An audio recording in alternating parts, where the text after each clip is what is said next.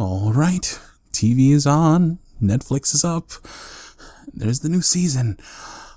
Remote nearby for volume control, and we're all set. Now, where is she? Babe, what's taking you so long? I thought you were just as excited as I was for this. You are just making popcorn, right? Babe.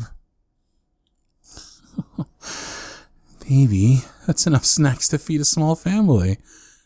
You act like you're planning on watching season 2 in one sitting. Okay, yeah, I was hoping you'd say you were. Of course I'll binge it with you. You know how much I love this show.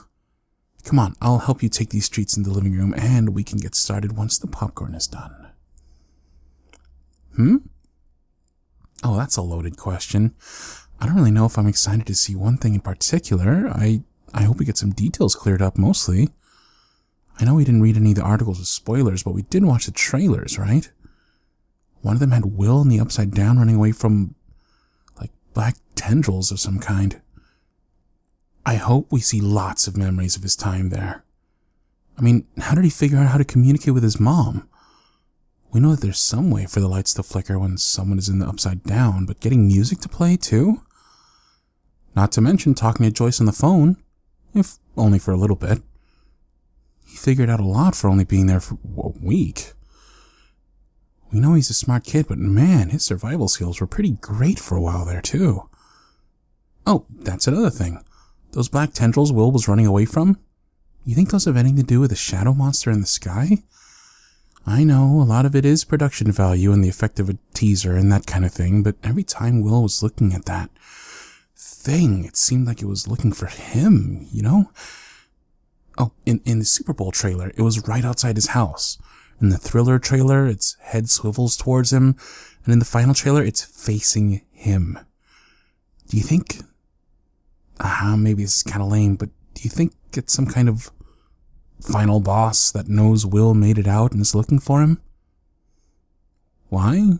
I don't know. That's what I mean, though. We really don't know very much about the Upside Down or what kind of food chain is in that dimension or parallel universe or whatever. Oh, I don't know. I think I'd be pretty disappointed if it ended up being some weird side effect of being in the Upside Down. I mean, it looked a lot more shadowy and a lot less solid in the final trailer, sure, but they've been hyping this thing up since we first saw images of the new season. That's like finding this big adventure you had in a video game was just a dream, you know? Okay, Super Mario Bros. 2, pretty good, that's fair. I do wonder. We know there are different gates to the Upside Down that aren't just in Hawkins' lab.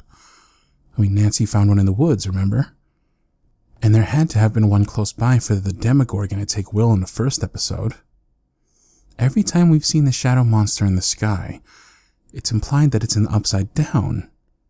What if 11 is going around trying to close gateways so shadow monster in the sky can't get into our world? Well, she does discover the gateway in the school. Not to mention Chief Hopper was leaving her food and Eggos in the woods. They've got to be in cahoots somehow, right? Okay, I guess they don't have to be, but why else would he leave her food? This is what I mean. There's little details they left us in the season 1 finale that have been bugging me this whole time. How did 11 just get into the Upside Down? How much longer is Will going to cough up slugs? Bleh. Did Steve turn a corner and turn into a legitimately nice guy? I knew you'd like that one. Yeah, that's another good question too. I don't know if they'll make Nancy choose this year. But what I do hope is that this is a love triangle where there is no bad guy, and Nancy has to make the tough choice. Who do I think she'll choose? I don't know.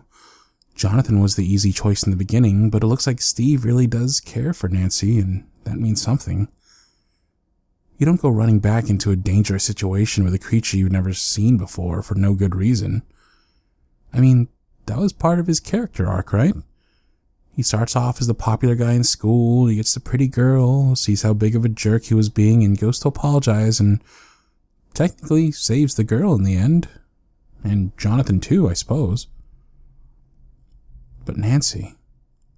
You remember when she gave Jonathan a new camera for Christmas and Steve asks her if she gave it to him? I wonder if that scene meant she was supposed to tell Jonathan it was from her and Steve, but she intentionally admitted that. Which makes sense. She went through a near-death experience in the Upside Down. The only person who was on the other side waiting for her was Jonathan. You form a bond when you go through something like that. And I think Nancy got a great idea what Will and Barb went through when they got trapped in the Upside Down. How scary it was, how lonely and cold. In a way, she understands something about Will that Jonathan doesn't. If Jonathan doesn't know how to handle what his little brother is going through, she might be able to bridge that gap a little. Though she may not want to. Okay, here's a theory for you. Nancy has a hard time being with Steve. Intimately. Now, because her first time will always coincide with the night Barb died. And it's hard for her but to feel guilty about that. I'll bet anything a lot of the season will be about Nancy being mad at the whole town for doing everything they can to find Will, but doing next to nothing for Barb. I know. Don't pretend like you haven't been thinking about this forever. I saw those Eggo waffles in the toaster. You can't fool me. I know I haven't said anything about Lucas, Mike, and Dustin.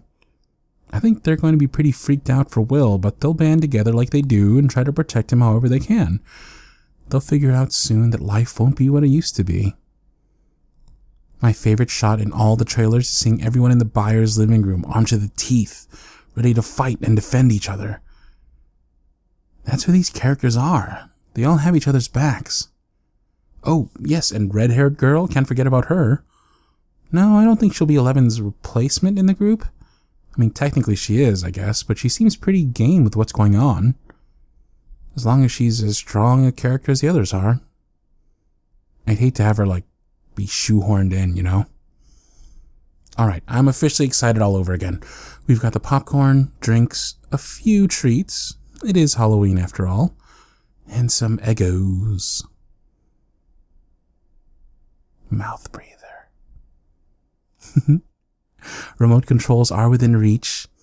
Pillows are adjusted accordingly, and my snuggle buddy is right here with me. And don't worry, I won't tell if you've got to hide your face in my chest during all the scary parts. Ow, I'm kidding, only kidding. Jeez, this season is supposed to be scarier, but I know you can handle stuff like that.